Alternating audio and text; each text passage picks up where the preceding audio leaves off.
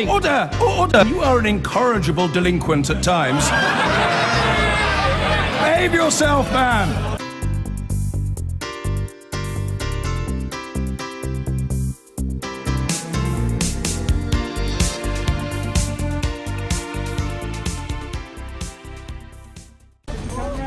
Tonight, the leader of the UK Independence Party, Paul Nuttall, talks about the pressures of his job. I didn't even check my website, and that is my fault, okay? I should have known what was put up on my website. It was difficult to take. His policies and his party's integration agenda. This isn't about declaring war on Muslims at all. I believe that if you want to enjoy the full fruits of British society, you must be prepared to show your face. And what role UKIP has to play in a post-Brexit Britain. I've been through some real dark days. I've read the obituary of UKIP over 100 times, but you know what? We always come back, and we always come back stronger. Good evening and welcome to the Tonight programme. With less than a month to go before we head to the polls in a general election, we've been speaking to the leaders of Great Britain's largest political parties in a series of revealing interviews. As UKIP faces what many consider its greatest ever crisis after devastating losses in the local elections, I speak to their newly elected leader, Paul Nuttall, about his vision for the future and what UKIP can do to keep itself relevant and electable as Britain gears up for the Brexit they fought for so long.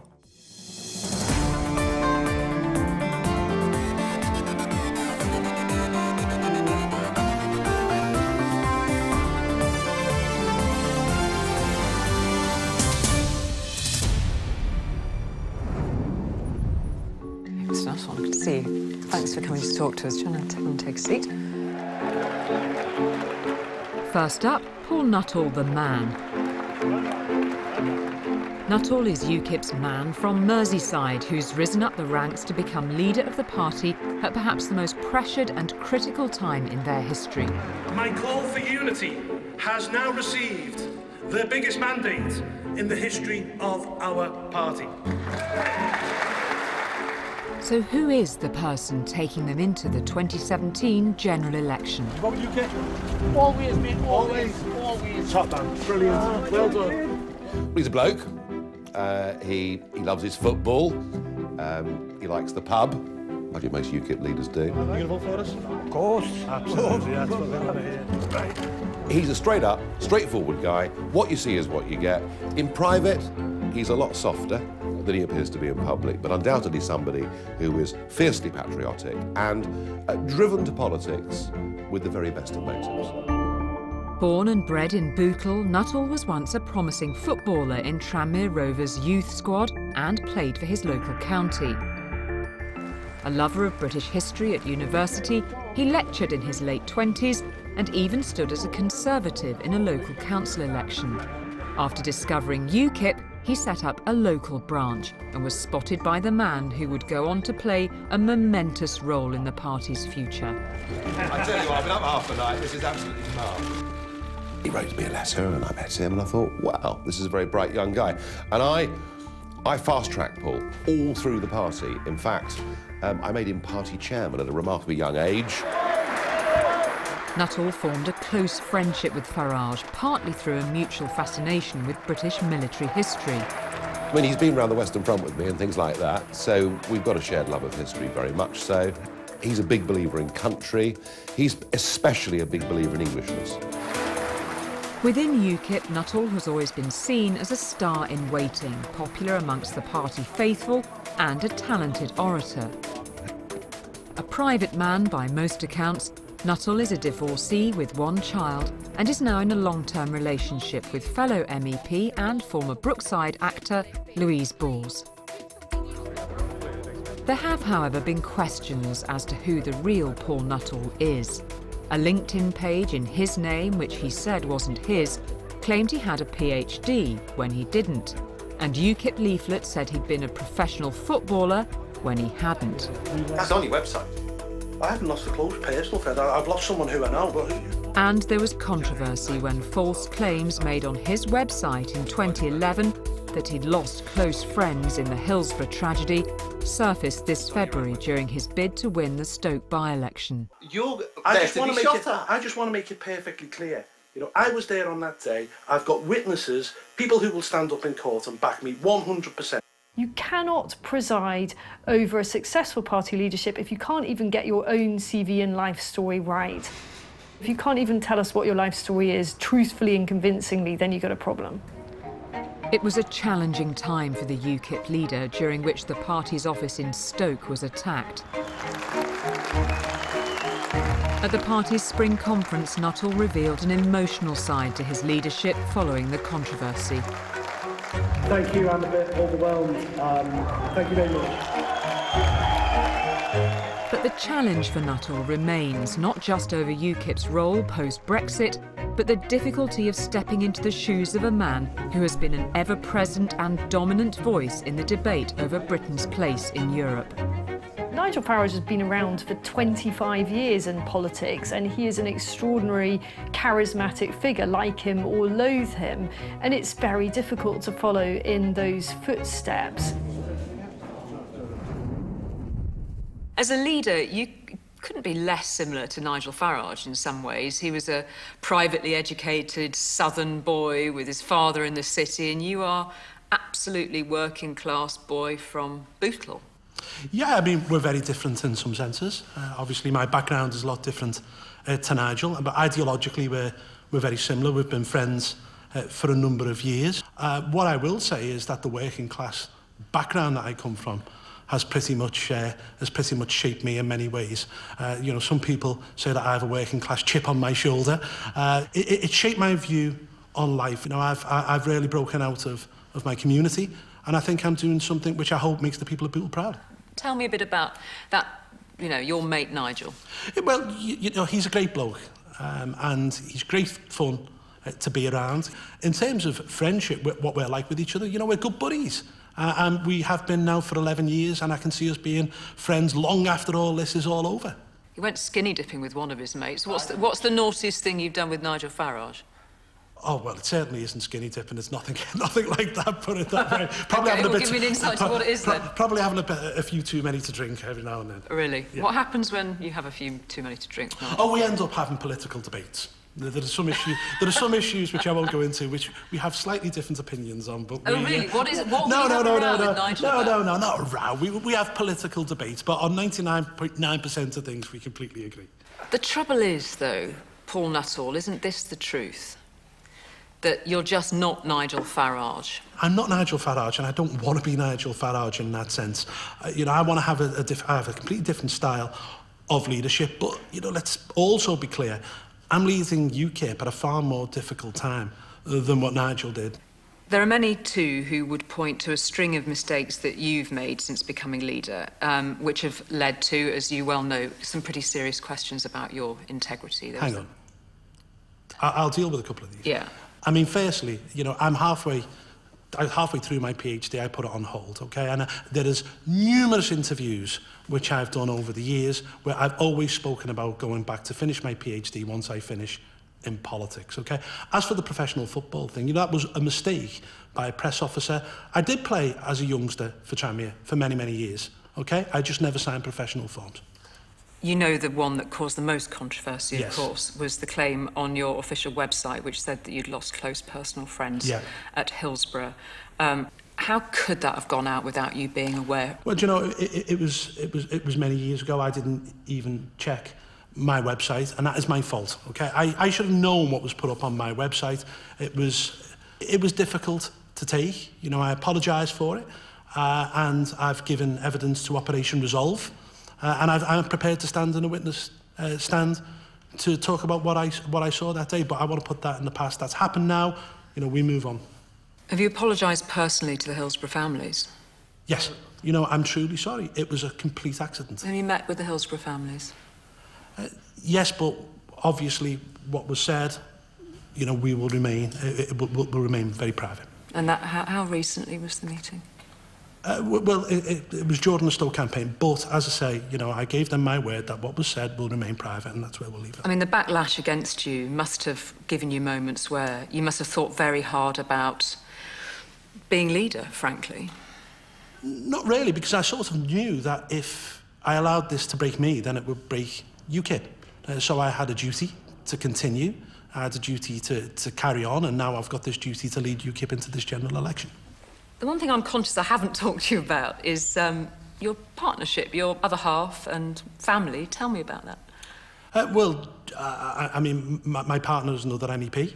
You know, she's been very supportive of everything. The problem that you have as leader of UKIP is you don't have much of a family life at all because you spend your life on the road. And you were married before? Yes. And you have a child from that marriage? Yes. Yeah, people don't know anything about this part of your life. No, so, well, to be honest with you, I'm a very private person and I've always kept my private life. Is it a son or a daughter? It's a little boy, but I've always kept my private life private and I've always made a conscious effort to ensure that that remains the case. Been times when you've thought, God, I mean, you've talked about the stresses and strains of leadership. There must be some moments when you look at the ceiling and think, God, really, I could be doing something else. Do you know, I took on this job as a duty because I felt back in November that if I didn't take up the role, then UKIP could well fall apart. I think there was only going to be two things that saved UKIP, and that was either I became the leader or Nigel came back. Now, he wasn't going to come back in a million years, so therefore I decided that I would take up the mantle.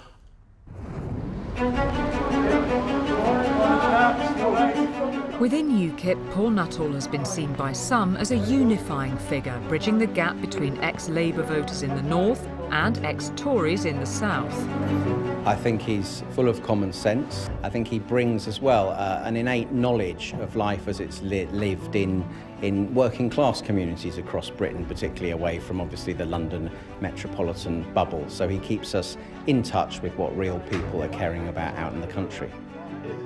When it comes to elections, Nuttall's record is a mixed bag. Twice elected a European Member of Parliament for the North West, but 5 times failing to become a member of the House of Commons. At the general election in 2015, Paul Nuttall served as Nigel Farage's deputy.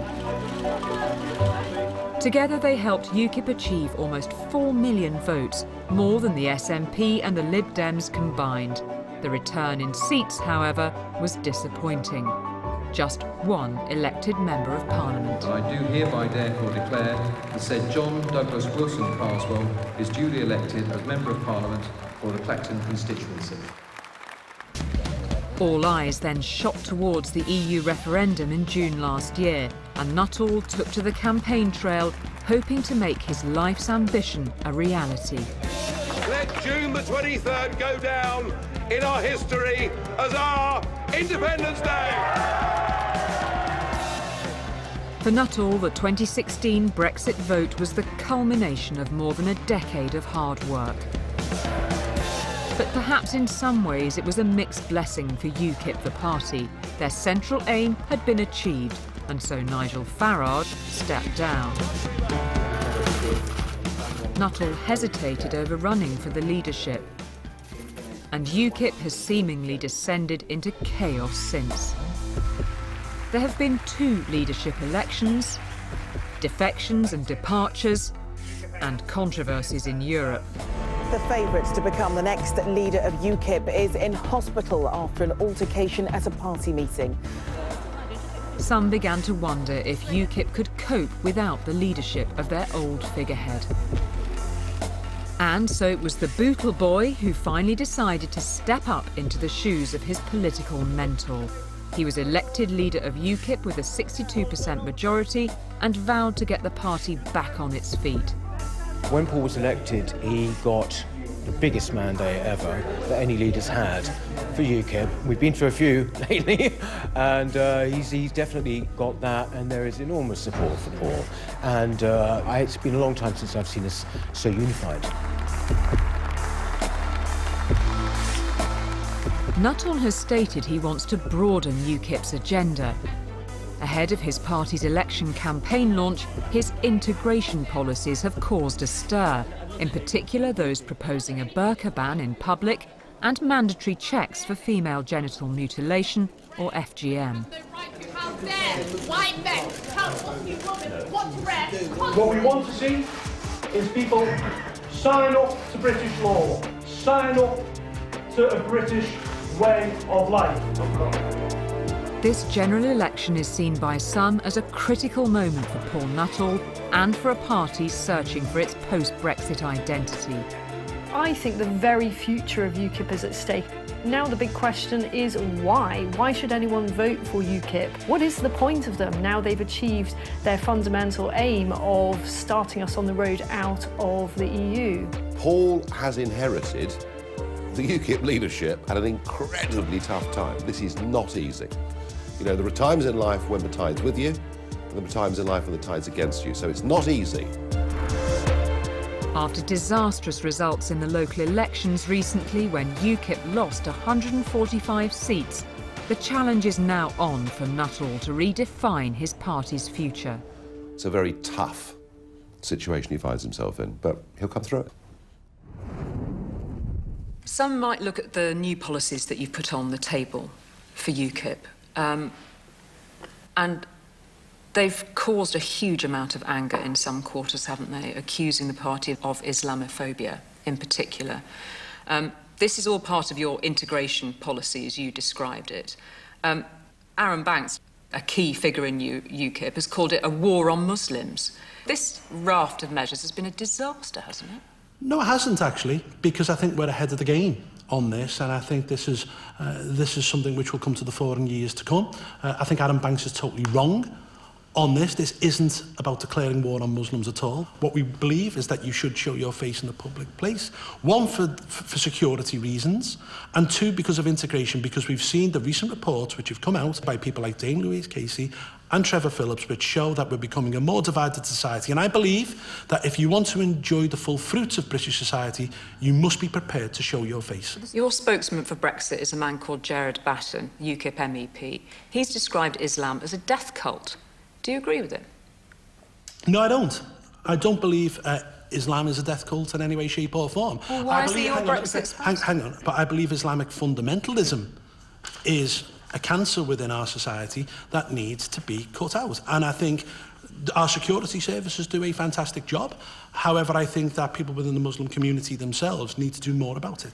This is a man who speaks for your party on one of your key issues. He's your Brexit spokesman. He wrote a blog in the wake of the Westminster terror attack describing Islam as a death cult, born and steeped in 1400 years of violence and bloodshed. You know, I would never, personally, describe Islam in that way, shape or form. But why do you have him as your Brexit spokesman? However, I think Islamic fundamentalism is indeed a dangerous cancer within our society. So you are prepared to have a man speaking on your behalf who describes Islam as a death cult?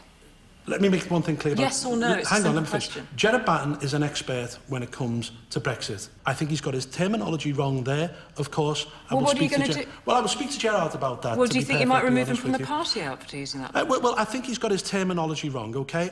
And what I want to say about our policies, it's all about equality and integration and bringing people together and not dividing them. OK, so let's talk about the policy on FGM. No one doubts what a serious issue that is. How would these mandatory checks on girls work? Presumably it would mean schools would have to know the girls' travel plans. Where would you carry out these checks? Who would carry out them? Well, nurses or medical professionals, of course, would take out these checks. This happens in France at the moment, and they have a far more successful rate in prosecuting people when it comes to FGM. You know, this has been illegal in this country since the mid-1980s. There's not been one successful prosecution. Something has to be done. What the other parties are doing is turning a blind eye to this. At least we're coming up with a proposal to do something about it. Some might look at it and say you're coming up with increasingly extreme policies just to keep yourself with any sort of public profile. No, I don't think these policies are extreme in any way, shape or form. I think they're common sense. Let's have a look at some of the other policies. You put a new immigration policy on the table. Net migration with an aspiration down to 0, 1 in, 1 out. How would it work? Very simple. We'd have an Australian points-based system. We'd have a rigorous border force.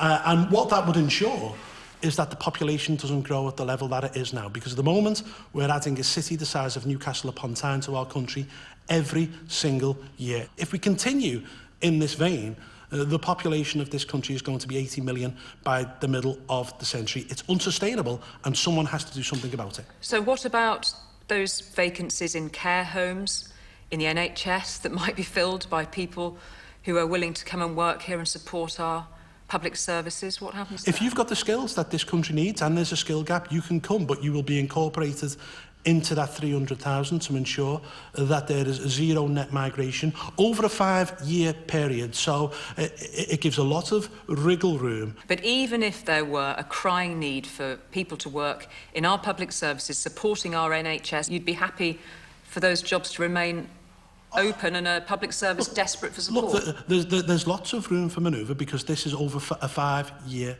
period. But beyond that, what I will say is that we need to start training more of our own people. OK, just a quick fire round on some other policies. NHS, you said under your leadership you'd be committed to putting more money into the NHS, into the front line. How would you pay for that and how much more money? We would slash the foreign aid budget, which is costing the British people around £30 million every single day. We'd slash it by 10 billion and we would put an extra 3 billion a year into the NHS. But you rather liked the idea of privatising it a couple of years ago, didn't you? You've sort of said that quite explicitly. Yeah, I was talking about the area of procurement. I do think there are certain areas that the NHS could indeed run better. However, you know, I've made a clear commitment that in this manifesto, the NHS will remain in public hands under UKIP. Pensions triple lock? Yes. Tax? Commit to not raising national insurance? Yes, VAT? This will all be fleshed out in the UKIP manifesto. UKIP will be a party that is committed to reducing taxation.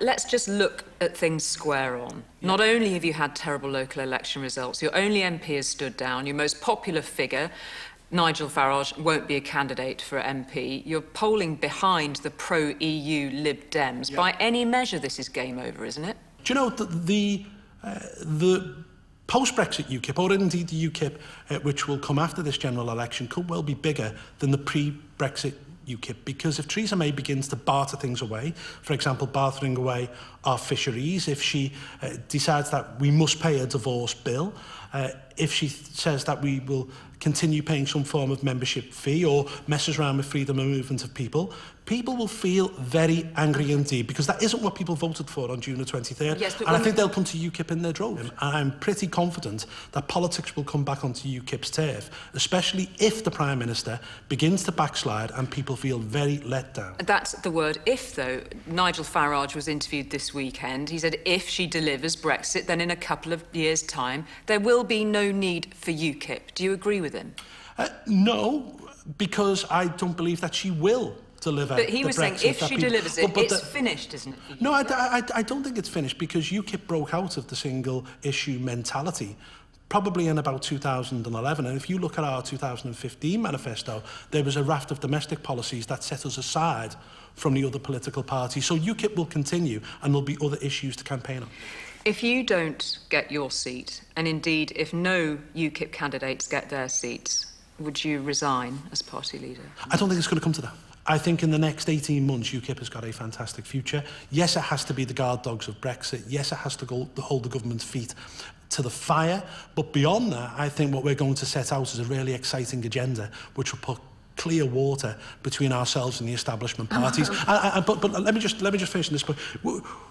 UKIP has always been very successful when it's been radical. It's always been very successful when it's been the outriders on policy. So, for example, 15 years ago, we spoke about Brexit, everyone laughed at us. You know, 10 years ago, we spoke about a point system on immigration. Everyone called us racist and xenophobic. It's now government policy for non-EU migrants. We've led the debate on these issues. What UKIP has got to ensure it does now is lead the debate on others. You're an eternal optimist, then, for UKIP, it sounds, in quite dreadful circumstances. Can I be honest with you?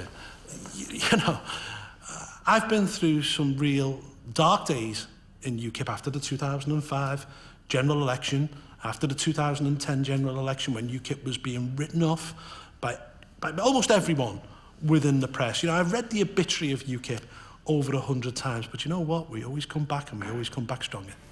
Paul Nuttall, thank you very much indeed. Thank you. That's great.